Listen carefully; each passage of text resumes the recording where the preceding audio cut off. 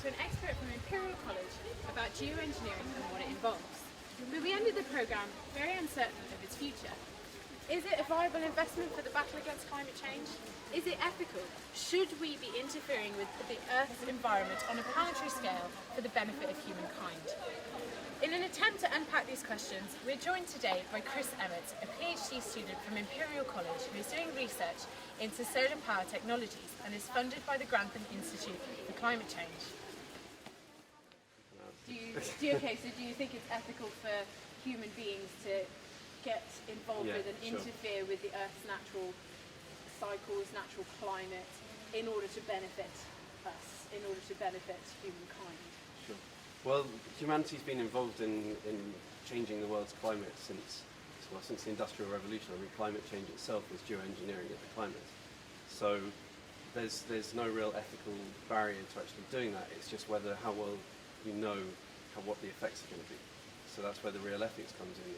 If you know exactly what's going to happen once you do something, then the ethical situation is very different to if it's a bit of a guess and you assume that this is what's going to happen, because then you're taking a huge risk on the global environment. So that's where the ethical problems come in. So thanks again to Chris Emmett from Imperial College, who joined us today in an attempt to answer some of the ethical questions that are involved in geoengineering. But we want you to join in. Why not go online and download our app from sciencetoday.com and get involved, learn about geoengineering, learn about the different processes and technologies that are being researched at the moment. And then if you want, you can join the debate. Let us know what you think. Do you think it's economically viable? Do you think it's ethical? Should we be interfering with the Earth's natural cycles? So that's it for today. Thank you very much for joining us, and we will see you again tomorrow. Good morning and welcome to Science Daily.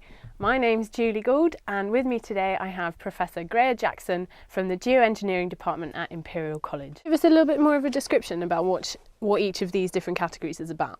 Sure, so solar radiation management projects seek to reduce the net incoming shortwave radiation, i.e. visible and ultraviolet. Do you think there's any future for geoengineering?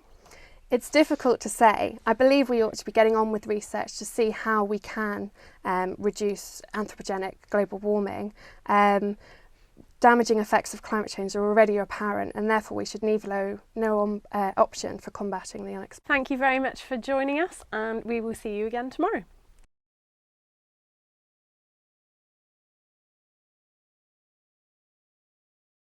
The idea will have developed, the idea will have changed as you work together, as you pull in your resources. Those ideas will have turned into something even better, even more amazing, even more exciting.